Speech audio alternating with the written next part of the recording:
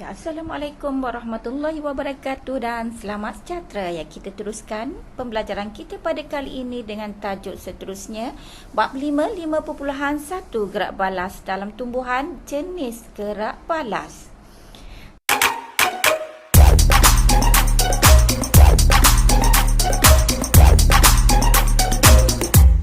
Ya, pelajar, apakah jenis-jenis gerak balas yang kita akan belajar hari ini?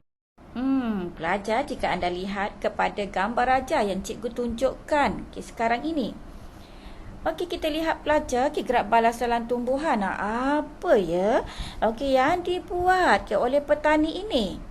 Petani ini cuba untuk bercakap dengan tumbuhan yang ditanamnya untuk merangsang pertumbuhan-tumbuhan tersebut. Maka petani ini telah bercerita kepada tumbuhan yang ditanamnya tentang pandangan politiknya. Didapati seminggu selepas itu pokok yang ditanamnya mati, layu dan terus mati. So pelajar, apa kita boleh simpulkan di sini? Bermakna tumbuhan ini tidak bergerak balas rupanya terhadap apa yang telah diceritakan oleh petani ini kepada tumbuhan tersebut. Dan kita lihat juga gambar kedua. Ibu dan anak ini cuba bercakap dengan tumbuhannya. Adakah pelajar tumbuhan bergerak balas terhadap apa yang kita cakapkan? Ya, pelajar, kita lihat untuk tajuk hari ini. Seterusnya kita lihat apakah rangsangan. Rangsangan ialah sebarang perubahan yang berlaku di luar atau dalam organisma. Dan pelajar, hari ini kita akan belajar dalam tumbuhan terdapat dua jenis gerak balas. Gerak balas yang pertama, kita namakannya sebagai gerak balas tropisma. Manakala gerak balas kedua, ialah gerak balas nasti. Jadi, tumbuhan menunjukkan dua gerak balas, iaitu gerak balas tropisma dan juga gerak balas nasti. Ya, hari ini kita akan belajar dulu tentang gerak balas tropisma. Apakah belajar gerak balas tropisma? Ya, gerak balas ini merupakan gerak balas bahagian tertentu tumbuhan terhadap rangsangan. Bermakna gerak balas ini tidak melibatkan keseluruhan bahagian tumbuhan. Hanya bahagian-bahagian tertentu sahaja yang akan bergerak balas. Contohnya bahagian pucuk ataupun bahagian akar tumbuhan. Seterusnya, gerak balas ini adalah kekal dan dipengaruhi oleh hormon tumbuhan. Untuk hormon tumbuhan kita akan belajar dalam tajuk seterusnya. Seterusnya bergantung kepada arah rangsangan. Bergantung kepada mana datangnya arah rangsangan pelajar. Dan yang keempat, gerak balas adalah perlahan dan tidak jelas. Kelima, kita boleh bahagikan kepada tropisma positif. Tropisma positif ialah pertumbuhan ke arah rangsangan. Manakala ada satu lagi iaitu tropisma negatif. Tropisma negatif ialah pertumbuhan menjauhi rangsangan. Gerak balas tropisma yang akan kita pelajari, kita boleh bahagikan kepada fototropisma, zootropisma, hydrotropisma, tigmotropisma dan chemotropisma. Jom kita lihat dahulu tigmotropisma. Apakah tigmotropisma, pelajar? Tigmotropisma ialah gerak balas terhadap sentuhan. Contoh di sini, sulur paut dan juga batang melilit menunjukkan tigmotropisma positif. Membolehkan tumbuhan mendapatkan cahaya matahari bagi berfotosintesis. Manakala akar pula sifatnya adalah tigmotropisma negatif. Di sini cikgu tunjukkan, ini contoh sulur paut, pelajar. Untuk contoh seterusnya, jom kita lihat video ringkas ini.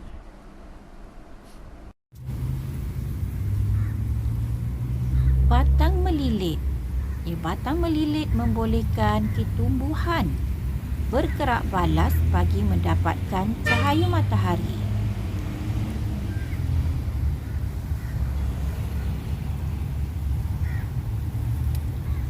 Ini adalah contoh pokok sirih dan juga pokok kacang botol yang menggunakan batang melilit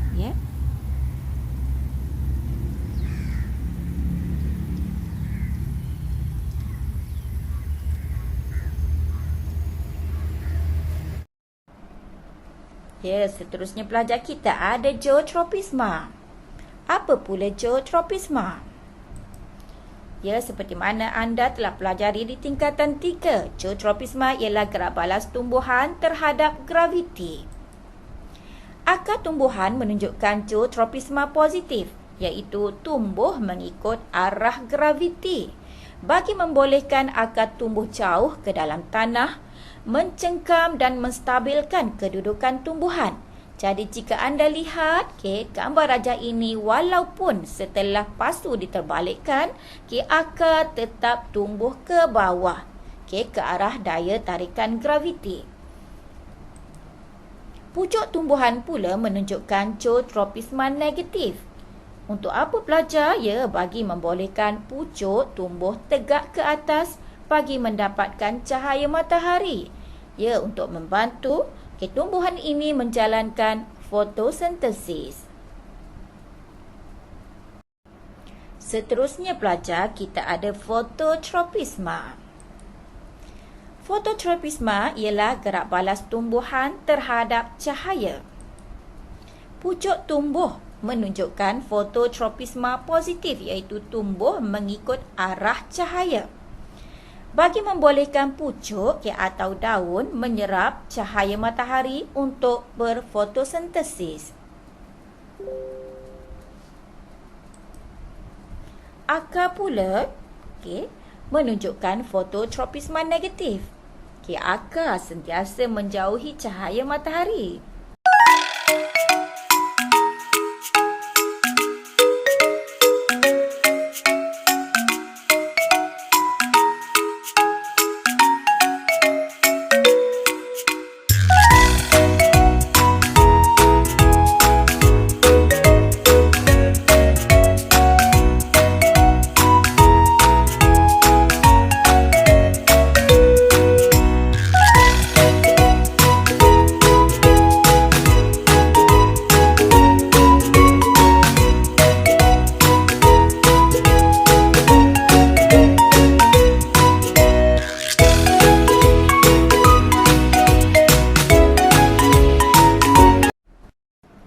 Seterusnya pelajar, kita lihat Hydrotropisma. Jika kita lihat pada gambar raja ini, nampak dengan jelas akar tumbuh ke arah rangsangannya, iaitu air. So, apakah Hydrotropisma? Gerak balas tumbuhan terhadap air. Akar tumbuhan menunjukkan Hydrotropisma positif, iaitu tumbuh mengikut arah air, bagi membolehkan akar menyerap air dan juga garam mineral bagi membantu proses fotosintesis dan juga membantu pertumbuhan tumbuhan. Manakala apa berlaku kepada pucuk? Pucuk tumbuhan menunjukkan Hydrotropisma negatif. Pucuk sentiasa tumbuh ke atas menjauhi air. Seterusnya pelajar, kita ada Chemotropisma. Apa maksud kemo pelajar?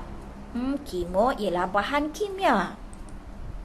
Chemotropisma ialah gerak balas pertumbuhan terhadap bahan kimia. Akar tumbuhan menunjukkan Chemotropisma positif terhadap bahan kimia seperti baja. Ini membolehkan akar menyerap garam mineral yang diperlukan bagi membantu pertumbuhan tumbuhan. Membolehkan akar menyerap garam mineral yang diperlukan oleh tumbuhan. Jika kita lihat pada raja ini, kita dapati bahawa terdapat banyak garam-garam mineral terlarut yang terdapat di dalam tanah. Okey, jadi akar ini akan bertumbuh ke arah garam mineral tersebut untuk menyerap garam mineral. Tetapi akar juga menunjukkan kemotropisme negatif. Terhadap apa pelajar? Ya, terhadap racun. Seterusnya kita lihat gerak balas nastik. Apakah gerak balas nastik pelajar?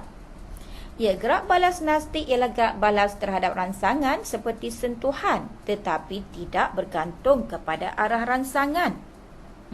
Kalau tadi tropisme bergantung kepada arah rangsangan, bermakna nastik sekarang tidak bergantung kepada arah rangsangan. Berlaku lebih cepat berbanding tropisme. Dan gerak balas nastik lebih kepada untuk mempertahankan diri. Ya, kita lihat contoh. Sekarang kita ada fotonastik. Ya, kita lihat cantik kan? Bunga ros Jepun ini berkembang dengan mekarnya. Foto bermaksud cahaya, ya. Jadi apakah fotonastik? Ya, fotonastik ialah gerak balas terhadap cahaya matahari. Contoh yang diberikan di sini ialah bunga ros Jepun yang berkembang dengan mekarnya apabila ada kehadiran cahaya matahari.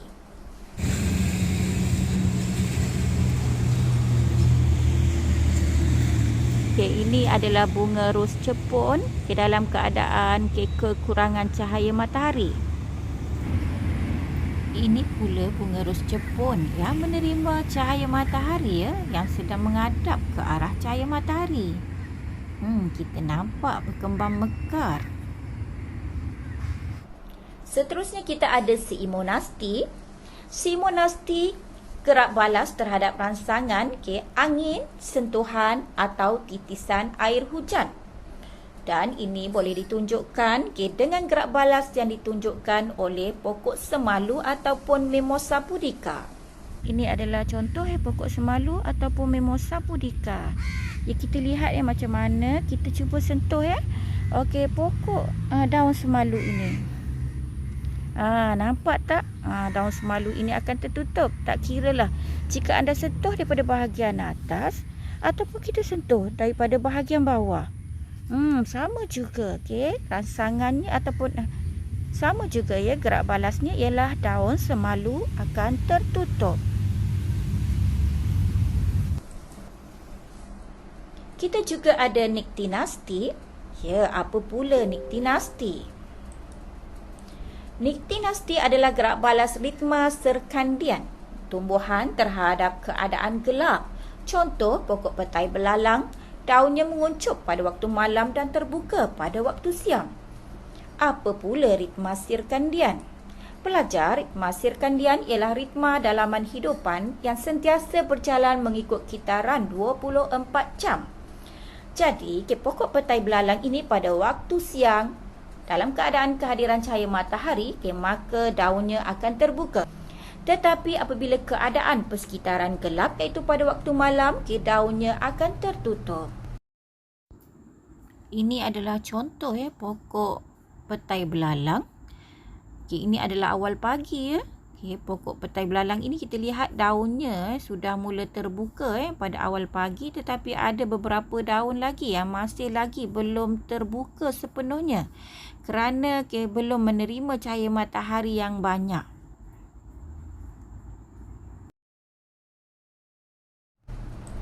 Seterusnya kita ada termonasti. Termonasti ialah gerak balas terhadap perubahan suhu pada persekitaran. Contoh yang paling jelas ialah pada bunga tulip. Bunga tulip akan berkembang mekar apabila suhu persekitaran meningkat. Tetapi pada suhu rendah, didapati bahawa bunga tulip akan menguncup. So, ini kita namakannya sebagai termonasti. Dan seterusnya kita ada tigmonasti pelajar. Tigmonasti ialah gerak balas tumbuhan terhadap getaran. Contoh yang paling jelas ialah tumbuhan karnivor seperti perangkap lalat Venus. Okey, di mana apabila lalat hingga pada perangkap lalat Venus ini, getaran yang dihasilkan oleh lalat menyebabkan perangkap lalat Venus ini akan tertutup dan memerangkap lalat tersebut. Itulah tadi antara kerak palas yang ditunjukkan oleh tumbuhan. Semoga kejayaan menjadi milik anda semua. Usaha dan terus berusaha. Jangan lupa banyakkan berdoa. Terima kasih kerana bersama saya. Dan jangan lupa untuk like, share dan subscribe. Sehingga berjumpa lagi. Assalamualaikum warahmatullahi wabarakatuh dan terima kasih.